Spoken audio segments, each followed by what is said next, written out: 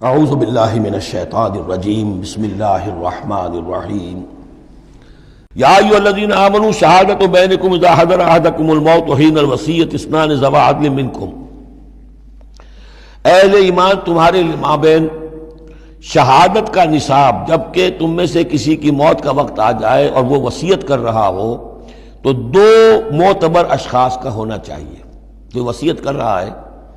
اور ظاہر بات ہے کہ وصیت ایک تہائی سے زیادہ میں نہیں ہو سکتی، لیکن کسی کی زیادہ بڑی جائیداد ہے تو ایک تہائی کی بات بھی تو بڑی ہو سکتی ہے، تو وصیت کے وقت دو گواہ ضرور بنا لو کہ یہ وصیت کی گئی۔ او آخران من غیرکم، اور وہ جو گواہ ہے وہ تمہارے لوگوں میں سے ہونے چاہیے، خاندان میں سے، اس آبادی میں سے، قبیلے میں سے، جو معروف ہوں، جانتے ہوں۔ او آخران من غیرکم، لیکن ایک شکل ہو سکتی ہے ان انتم ضربتم فی الارض، اگر تم زمین میں سفر پر نکلے ہوئے ہو اور وہاں موت کی، فاصابتکم مصیبت الموت، وہاں سفر کی حالت میں تم پر موت کا یہ واقعہ جو ہے یہ واقع ہو جاتا ہے، یہ مصیبت موت واقع ہو جاتی ہے، اس صورت میں او آخران من غیرکم، تو دو گواہ ہو سکتے ہیں، وہ تمہارے غیر بھی ہو سکتے ہیں، کسی غیر قوم کے، غیر قبیلے کے، لیکن یہ کہ بہرحال جب عام حالات میں اپنے گھر میں، اپنی بستی میں، اپنے خاندان ہی میں رہتے ہوئے جب کہ کوئی شخص انتقال کر رہا ہے تو اسے وصیت میں گواہ اپنے لوگوں میں سے، رشتہ داروں میں سے، قرابت داروں میں سے دو معتبر آدمیوں کو بنانا چاہیے۔ تحبسونہما من بعد الصلاۃ، اب اس کے بعد جب یہ کہ اس کا انتقال ہو گیا تو اب یہ کہ وصیت کا مسئلہ آئے گا، لوگ پوچھیں گے کیا واقعی یہ وصیت جو ہے اس شخص کی ہے؟ تو اب ان دونوں کو روکو، کھڑا کرو، من بعد الصلاۃ، نماز کے بعد، مسجد ہے، نماز پڑھی ہے، اب وہ دونوں کھڑے ہو جائیں، فیقسمان باللہ، پھر انہیں چاہیے کہ اللہ کی قسم کھائیں۔ ان ارتبتم، اگر تمہیں کوئی ان کے بارے میں شک ہو کہ کہیں یہ وصیت کو بدل نہ دیں، کہیں ان سے غلطی نہ ہو جائے، تو ان سے قسم کھلوا لو، حلف کی بنیاد پر وہ اپنا جو ہے وہ وہاں پر شہادت دیں گے، اور پھر انہیں کہنا چاہیے لا نشتری بہ ثمنا، ہم اس کی کوئی قیمت وصول نہیں کریں گے، کوئی ناجائز فائدہ اس سے نہیں اٹھائیں گے، ولو کان ذا قربا، چاہے کوئی قرابت داری کا معاملہ ہو، کسی کے حق میں ہم کوئی ناانصافی نہیں کریں گے، ولا نکتم شہادت اللہ،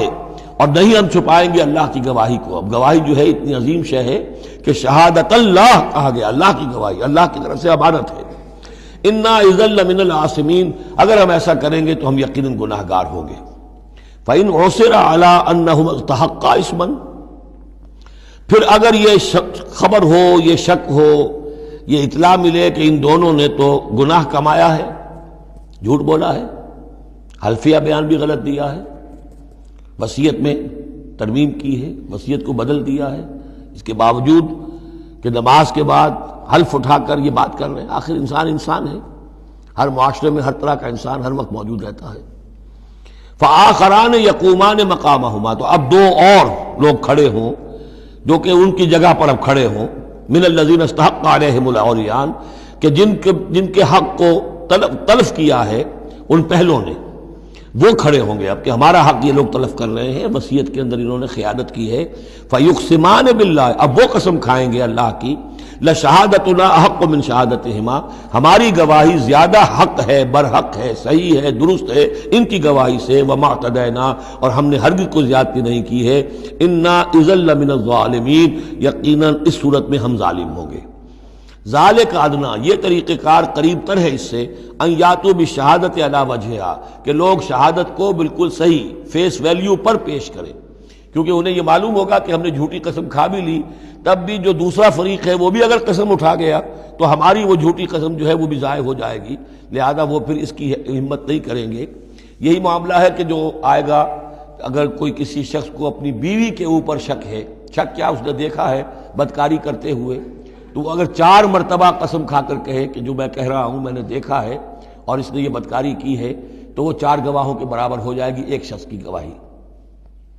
لیکن یہ کہ اس کا جواب بھی یہ ہے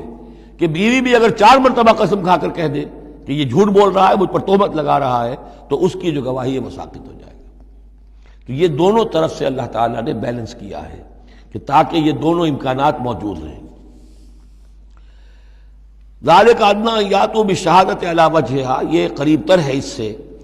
مناسب تر ہے کہ لوگ گواہی جو ہے وہ صحیح شکل میں پیش کریں، اور یخافوا ان ترد ایمان بعد ایمانہم، کہ انہیں یہ خوف رہے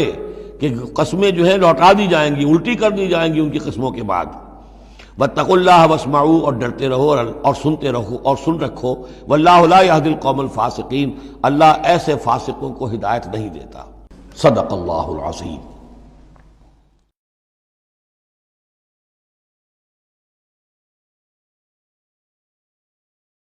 اعوذ باللہ من الشیطان الرجیم، بسم اللہ الرحمن الرحیم۔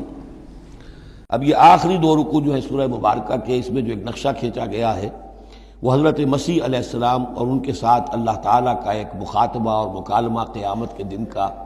اور اس کے پس منظر میں یہ گویا کہ پوری ایک داستان ایک نئی شان سے سامنے آتی ہے۔ یوم یجمع اللہ الرسل، اس دن کا تصور کرو جس دن اللہ تعالیٰ تمام رسولوں کو جمع کرے گا۔ فیقول ماذا اجبتم، اور پوچھے گا آپ لوگوں کو کیا جواب ملا تھا، آپ کی قوموں نے کیا معاملہ کیا آپ کے ساتھ۔ قالوا لا علم لنا، وہ کہیں گے ہمیں کچھ معلوم نہیں، اللہ تعالیٰ کی جناب میں زبان کھولنے سے بچیں گے۔ انک انت علام الغیوب، اللہ تو سب کچھ جاننے والا ہے، غیبوں کا جاننے والا ہے، علام الغیوب ہے، تمام چھپی باتوں کا جاننے والا ہے، تیرے تجھ پر منکشف ہے۔ اذ قال اللہ یا عیسی ابن مریم، اب خاص پیشی جو ہے وہ ہو رہی ہے حضرت عیسیٰ ابن مریم کی۔ وہ دنیا میں پوجے گئے، اللہ کے بیٹے بنائے گئے، ثالث و ثلاثہ قرار دیے گئے، لہذا اب ان کو جو شرمندگی اٹھانی پڑے گی اللہ تعالیٰ کے سامنے، اس کا نقشہ کھینچا گیا ہے۔ اذ قال اللہ یا عیسی ابن مریم اذکر نعمتی علیک، اور جب کہے گا اللہ تعالیٰ کہ اے مریم کے بیٹے عیسیٰ ذرا میرے ان انعامات کو یاد کرو جو تم پر ہوئے، وعلی والدتک، اور تمہاری والدہ پر ہوئے، اذ ایدتک بروح القدس، جبکہ میں نے تمہیں مدد پہنچائی، تائید کی تمہاری روح القدس سے، جبرائیل کے ذریعے سے، تکلم الناس فی المہد وکہلا، تم نے گفتگو کی لوگوں کے ساتھ، پگھوڑے میں بھی، گود میں بھی، انفینسی میں بھی، اور کہلن، اور پوری طریقے سے جوان اور پورے طریقے سے ایک ایڈلٹ کی حیثیت سے بھی۔ وَإِذْ عَلَّمْتُكَ الْكِتَابَ وَالْحِكْمَةَ وَالتَّوْرَاةَ وَالْإِنْجِيلَ، اب وہ الفاظ آگے آل عمران والے۔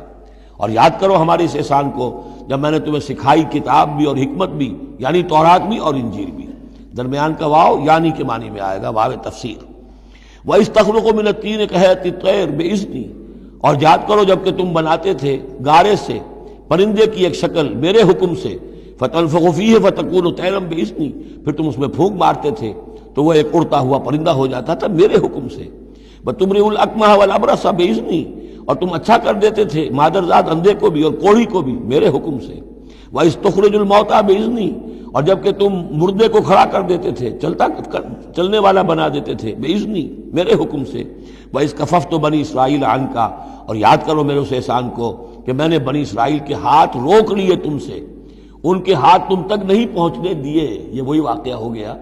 کہ حضرت مسیح گرفتار نہیں ہوئے۔ حضرت مسیح کو عین اس وقت جب کہ وہ پولیس والے داخل ہوئے باغ میں، 4 فرشتے اترے ہیں اور لے کر آسمان پر چلے گئے۔ وَإِذْ كَفَفْتُ بَنِي إِسْرَائِيلَ عَنْكَ، میں نے ہاتھ روکے رکھے بنی اسرائیل کے تجھ سے۔ اِذْ جِئْتَهُم بِالْبَيِّنَاتِ، جب تم ان کے پاس آئے کھلے معجزوں کے ساتھ۔ فَقَالَ الَّذِينَ كَفَرُوا مِنْهُمْ، تو کہا ان لوگوں نے جنہوں نے ان میں سے کفر کیا، إِنْ هَذَا إِلَّا سِحْرٌ مُبِينٌ، نہیں ہے یہ تو بالکل کھلا یقیناً، إِنْ هَذَا إِلَّا، نہیں ہے یہ مگر کھلا جادو۔ وَإِذْ أَوْحَيْتُ إِلَى الْحَوَارِيِّينَ، اور پھر ذرا یاد کرو میرے اس احسان کو کہ میں نے اشارہ کر دیا، دل میں ڈال دیا وحی کی حواریین کی طرف۔ یہ وحی خفی، حواریین کو ظاہر بات ہے وحی جلی جو ہے، وحی نبوت تو نہیں آ سکتی، لیکن جیسے کہ شہد کی مکھی کے لیے وحی کا لفظ آ گیا ہے، آسمانوں کو وحی کی اللہ تعالیٰ نے، تو یہ وحی خفی ہے۔ وَإِذْ أَوْحَيْتُ إِلَى الْحَوَارِيِّينَ، اور جب میں نے اشارہ کیا، الہام کر دیا حواریین کو، ان آمنوا بی وبرسولی، ایمان لاؤ مجھ پر بھی اور میرے رسول پر بھی۔ قالوا آمنا واشهد بأننا مسلمون، اور انہوں نے کہا کہ ہم ایمان لائے اور اے عیسیٰ آپ بھی گواہ رہیے کہ ہم اللہ کے فرما برداروں میں سے ہیں۔ اذ قال الحواریون، اور ذرا یاد کرو اس واقعے کو جب کہ حواریین نے یہ کہا، یا عیسی ابن مریم، اے عیسیٰ مریم کے بیٹے، هل تستطيع ربک، کیا آپ کے رب کو یہ قدرت حاصل ہے، ان ينزل علینا مائدۃ من السماء، کہ ہم پر آسمان سے ایک دسترخوان اتر آئے۔ قال اتقوا اللہ ان کنتم مؤمنین، تو عیسیٰ نے کہا کہ اللہ کا تقوی اختیار کرو اگر تم ایمان رکھتے ہو، ایسی دعائیں نہیں کرنی چاہیے، ایسے مطالبے نہیں کرنے چاہیے۔ قالوا نريد ان ناكل منها، انہوں نے کہا نہیں، ہم چاہتے ہیں کہ آسمان سے ایک خوان اترے اور اس میں ہمارے لیے غذا ہو اور ہم اس میں سے کھائیں، وَتَطْمَئِنَّ قُلُوبُنَا اور ہمارے دل بالکل مطمئن ہو جائیں۔ یعنی وہ ایسی بات ہو گئی جیسے حضرت ابراہیم نے کہا تھا ارنی کیف تحیی الموتیٰ، اس طرح کا کوئی مشاہدہ وہ بھی مانگ رہے تھے۔ وَنَعْلَمَ اور ہمیں یہ معلوم ہو جائے پوری طریقے سے أَن قَدْ صَدَقْتَنَا کہ آپ نے جو باتیں بھی ہم سے کہی ہیں بالکل سچی ہیں، کسی شک و شبے کی کوئی گنجائش نہیں۔ وَنَكُونَ عَلَيْهَا مِنَ الشَّاهِدِينَ اور ہم ان تمام باتوں پر پورے پورے گواہ بن جائیں، ہمیں وہ یقین کامل حاصل ہو جائے کہ پھر ہم آپ کی جانب سے جب تبلیغ کریں لوگوں کے اندر تو ہمارے اپنے دل میں کہیں کسی شک و شبے کا کوئی کانٹا چبھا ہوا باقی نہ رہ گیا ہو۔ قال عیسی ابن مریم تو اس پر حضرت عیسیٰ ابن مریم نے دعا کی، اللہم ربنا انزل علینا مائدۃ من السماء، اے اللہ، اے ہمارے رب اتار دے ہم پر ایک دسترخوان، ایک خوان بھرا ہوا آسمان سے، تکون لنا عیدن وہ ہمارے لیے ایک عید بن جائے گا، جشن کی بات ہو جائے گی، آسمان سے خاص تیرے ہاں سے کھانا ہمارے لیے آئے، لأولنا وآخرنا ہمارے پہلوں کے لیے بھی پچھلوں کے لیے بھی، وآیۃ منک اور ایک نشانی بن جائے گی تیری جانب سے، وارزقنا اور ہمیں رزق عطا فرما، وانت خیر الرازقین اور یقیناً تو بہترین رزق دینے والا ہے۔ قال اللہ اللہ نے جواباً ارشاد فرمایا، انی منزلها علیکم ٹھیک میں نازل کر دوں گا وہ تم پر، فمن یکفر بعد منکم لیکن پھر اس کے بعد جو کوئی کفر کی روش اختیار کرے گا، فانی اعذبہ عذابا لا اعذبہ احد من العالمین پھر اس کو میں وہ عذاب دوں گا جو تمام جہانوں میں کسی اور کو نہیں دوں گا۔ یعنی جب اس طرح کا خرق عادت کوئی چیز دکھا دی جائے، کھلا معجزہ، پھر رعایت نہیں ہوتی۔ چنانچہ قوموں کا معاملہ یہی تھا، قوم سمود نے مطالبہ کیا حضرت صالح علیہ السلام سے کہ ابھی اس چٹان میں سے ایک گابن جو اونٹنی برآمد ہو جانی چاہیے، وہ اونٹنی جو ہے برآمد ہو گئی، لیکن اب رعایت نہیں تھی۔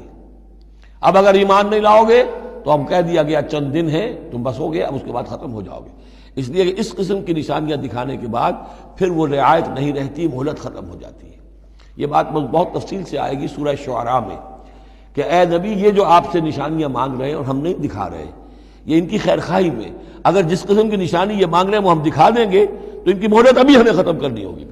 پھر ان کو مزید رعایت نہیں دی جا سکے گی۔ اور اس قسم کے معجزے دیکھ کر پہلے بھی کوئی ایمان نہیں لایا، نہ یہ لائیں گے۔